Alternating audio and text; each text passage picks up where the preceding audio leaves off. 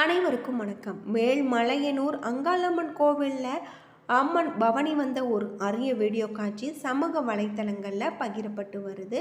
தேர் திருவிழாவின் பொழுது அம்மனை தேரில் அமர வைக்கும் ஒரு அரிய வீடியோ காட்சி தான் இப்போ நாம் இந்த வீடியோவில் பார்த்துட்ருக்கோம்.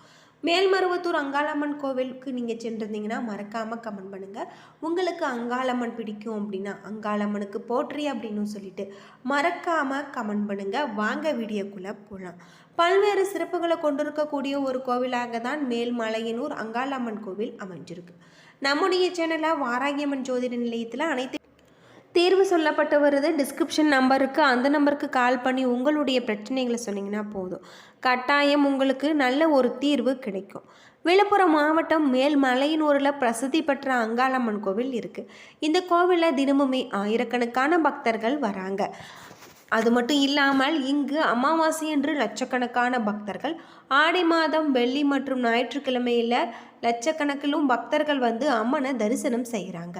மேல்மலையனூர் அங்காளம்மன் கோவில் கலியுகம், துவாபர யுகம், கிரேத யுகம், திரேத யுகம் என 4 யுகங்களுக்கு முன்பு மணியுகம் ஒன்று இருந்ததாகும். இந்த யுகத்தில் சிவபெருமானும் பிரம்மாவுக்கும் தலா 5 தலைகள் இருந்ததாகவும் தல புராணத்தில் சொல்லப்பட்டிருக்கு. தனக்கும் 5 தலைகள் இருப்பதாக சிவபெருமானும் சமமான வரங்களை தான் அளிப்பதாகவும் பிரம்மாவுக்கு ஆணவம் அதிகமாகி இருந்தது. அந்த ஆணவத்தை அடக்க பார்வதி நினைத்திருக்காங்க. அதன்படி பிரம்மன் வரும்பொழுது நாதா என்று அழைத்திருக்காங்க. அதற்கு பிரம்மன் அனைத்துமே உணர்ந்த பார்வதிக்கு தன் கணவன் யார் என்று தெரியவில்லையா என்று சிரிக்கிறார்.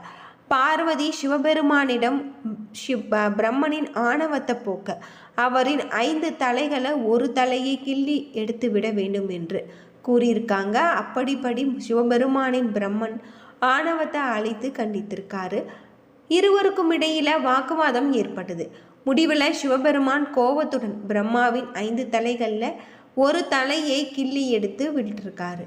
வலியால் துடித்த பிரம்மன் சிவபெருமானை பார்த்து, இந்த கிள்ளிய தலையே உன் கையிலேயே ஒட்டி கொண்டு உனக்கு வழங்கும் உணவை அந்த தலையில் சாப்பிடுவிடும், நீ பித்தனாய் அலைக்கடலாய் என்று சாபமிட்டிருக்காங்க. அதன்பின் தன்னுடைய கணவரின் இந்த நிலைக்கு காரணமான பார்வதியை பார்த்து, நீ உன் அழகை இழந்து வயதான கிழவியாக மாறி, அது மட்டும் இல்லாமல் கொற்கை தலையில சூடி கந்தல் உடையை நீங்கள் அணிந்து செல்ல வருவாய் என்று பார்வதி சாபம் விட்டிருக்காங்க. பிரம்மன், சரஸ்வதி ஆகியோரின் சாபப்படி சிவபெருமானும் பார்வதியும் பல இடங்களில் அலைந்து திரிந்ததாகவும் பார்வதி இறுதியில் திருவண்ணாமலை சென்றடைந்திருக்காங்க. அங்கே இருக்கக்கூடிய குளத்தில் இருக்கக்கூடிய தீர்த்தத்தில் மூழ்கியவுடன் பார்வதியின் வயதான தோற்றம் மறைந்து பழைய உருவத்தை அடைவதாகும். அதன் பிறகு இங்கு கிழக்கு பக்கமாக மேல்மலையனூரில் வருவதாகும். அது மட்டும் இல்லாமல் இரவு ஆகிவிடவே தாயனூர் என்ற ஊரில் ஏரிக்கரை அருகே தங்கி விட்டுருக்காங்க. பிறகு குளித்துவிட்டு மேல்மலையனூருக்கு சென்ற முடிவெடுத்திருக்காங்க. குளிக்க போகும் முன்பு தன்னுடைய ஆரத்தை கழற்றி வைத்ததாகவும் அந்த ஆரம் ஒரு பெண்ணாக மாறி பார்வதியை பழிவாங்கியது என்றும் சொல்லப்பட்டிருக்கு. அந்த இடத்துல ஸ்ரீ முத்தாரம்மன் என்ற பெயரில் விளங்கி மக்களுக்கு அருளாசி வழங்குவதாகவும் சொல்லப்பட்டிருக்காங்க. மேல்மலையனூர் அப்பொழுது மலையரசப்பட்டினம் என்றும் தல புராணத்தில் சொல்லப்பட்டிருக்கு. மலையரசப்பட்டினத்தின் மலையரசன் என்று ஆட்சி செய்து வந்து கொண்டிருந்தான். அவனுடைய பூங்காவனத்தில் புற்று உருவாய் பார்வதி வீட்டினுக்காக அங்கு காவலாகியான மீனவன் குலத்தைச் சேர்ந்த பிள்ளைகள் இருந்தாகும். திடீரென உருவனும் புற்றுக்கு அந்த மீனவர்களை மீன், அது மட்டும் இல்லாமல் குங்குமம் வைத்து புடவை சுற்றி தீபமேற்றி வழிபட்டு சொல்றதாக சொல்லப்பட்டிருக்கு.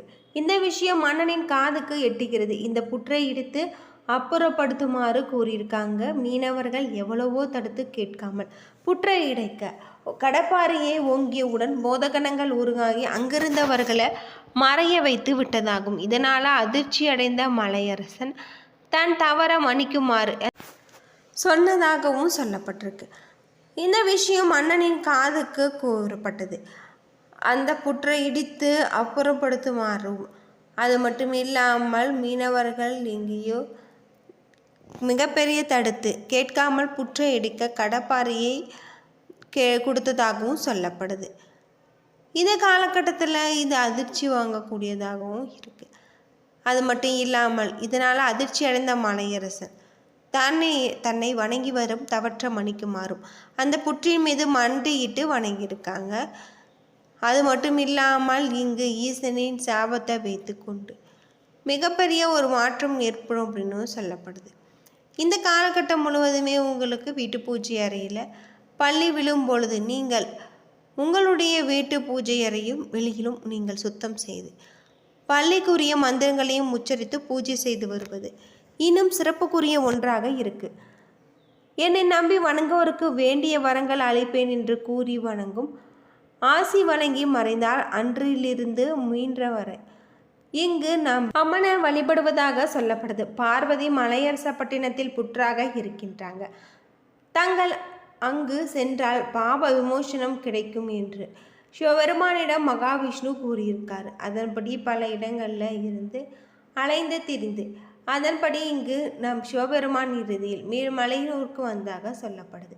சிவபெருமான் இங்கு வந்தவுடன் அவரை சுடுகாட்டில் வைத்துவிடு பின்பு நவதானியத்தால் செய்யப்பட்ட சுண்டல் கொழுக்கட்டை போன்றவற்றை சமைத்து அவற்றை ஒன்றாக பிசைந்து 3 சிவங்களாக உருவாக்கியிருக்காங்க.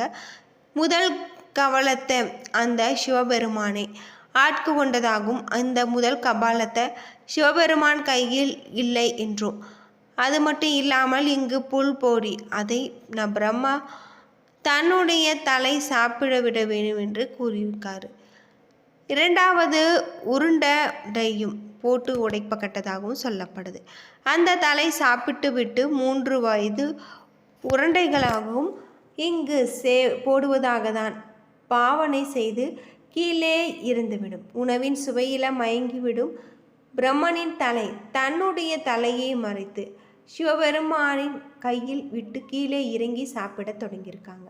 அப்பொழுது நீ ஆக்ரோஷமாக உருவெடுத்து உன்னுடைய வலது கால் அல்லது வலது தலையை மிதித்து விட வேண்டும் என்று மகாவிஷ்ணு ஆலோசனை கூறியிருக்காரு.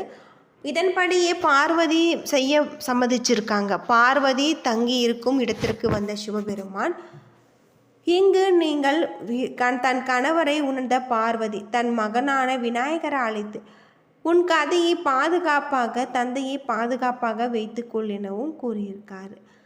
இந்த காலகட்டத்தில் உட்பிரகாரத்தில் மிகப்பெரிய தூங்கி விடுவாய், ஆனால் நீ நின்று கொண்டே காலம் இருக்குமாறு ஆட்கொண்டு நீங்கள் மிகப்பெரிய ஒரு மாற்றம் ஏற்படக்கூடிய வகையில் சொல்லப்பட்டிருக்கு.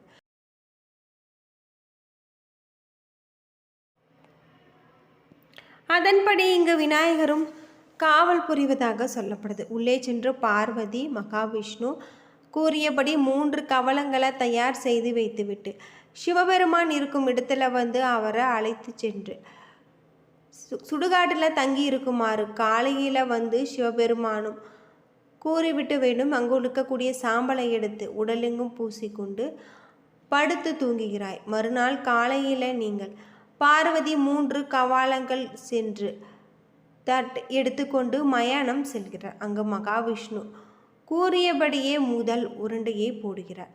அது பிரம்மாவின் தலையை சாப்பிட்டு விடுகிறது.